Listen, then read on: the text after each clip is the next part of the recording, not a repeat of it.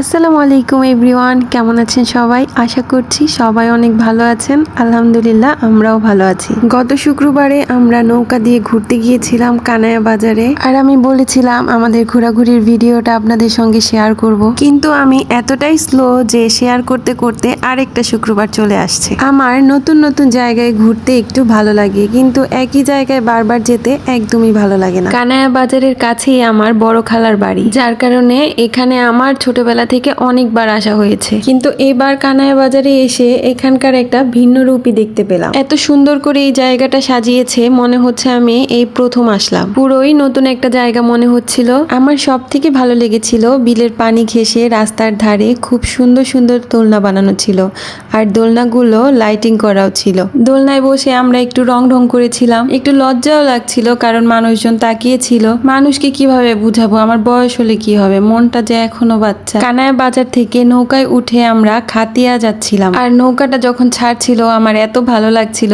মনে হচ্ছিল আমি টাইটানিকের শিপে আছি। নৌকায় উঠে চারপাশের দৃশ্য দেখতে খুবই ভালো লাগছিল। সেদিন আকাশটা মেঘলা ছিল না, আর যার কারণে আকাশের রংটা ছিল নীল, আর তাই বিলের পানিটাও নীল মনে হচ্ছিল। আমরা যেখানে যাচ্ছিলাম খাতিয়া, এই জায়গাটাও অনেক সুন্দর। আর নৌকায় উঠার আগে আমাদেরকে বলা হয়েছিল খাতিয়ায় যেয়ে 10 মিনিট নৌকা থামবে, আমরা নেমে জায়গাটা দেখব। খাতিয়াকে গাজীপুরের নিকলি বলা হয় কারণ এখানে মাঝখানে রাস্তা আর দুই পাশে অনেক সুন্দর পানি। কিন্তু খাতিয়া ব্রিজের একটু কাছাকাছি যাওয়ার পরেই মাঝি চিটিং করে নৌকাটা ঘুরিয়ে নিচ্ছিল। নৌকা যে 10 মিনিট থামার কথা ছিল সেটা আর থামাচ্ছিল না। কিন্তু নৌকার যাত্রীরা সেটা মানবে কেন? নৌকার যাত্রীরা মাঝির সঙ্গে চিল্লাচিল্লি শুরু করে দিল, আর তারপর মাঝি বাধ্য হয়ে খাতিয়ায় 10 মিনিটের জন্য থামলো। অনেকে নাকি খাতিয়ায় নেমে চলে যায় আর মাঝির ভাড়া পরিশোধ করে না, আর তাই এখানে নৌকা থামাতে চাচ্ছিল না। নৌকায় আমরা যে কয়জন ছিলাম সেজন্য আমরা সবাই আগেই ভাড়া দিয়ে তারপরে খাতিয়া ব্রিজে নেমেছিলাম। ব্রিজটাতে নামার পর আমার যা মনে হয়েছিল, এখানে অনেক বেশি ভিড়, দাঁড়ানো যাচ্ছিল না। যেমন লোকজনের ভিড়, তেমনি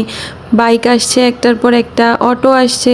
জায়গাটা যদি নিরিবিলি থাকতো তাহলে কিছুক্ষণ দাঁড়ালেই মন শান্তি হয়ে যেত। শুক্রবারে যে কোনো জায়গাতেই অনেক বেশি ভিড় থাকে। নিরিবিলি পরিবেশ চাইলে অবশ্যই শুক্রবার ছাড়া যেতে হবে। তো যাই হোক, একদিনে যে 2 জায়গা ঘুরতে পেরেছি এটাই আমার কাছে অনেক বেশি আনন্দের। 10 মিনিট শেষ হওয়ার আগেই আমি নৌকায় উঠে বসেছিলাম, কারণ নাইলের নৌকায় ওঠানামা করতে ভয় পায়। যারা যারা আমার পুরো ভিডিওটা দেখলেন তাদের সবাইকে অনেক অনেক ধন্যবাদ। ভিডিওটা ভালো লাগলে লাইক করতে আর সুন্দর সুন্দর কমেন্ট করতে ভুলবেন না। আর আমার চ্যানেলটা যদি সাবস্ক্রাইব করা না থাকে প্লিজ সাবস্ক্রাইব করে দিবেন। সবাই ভালো থাকবেন, আল্লাহ হাফেজ।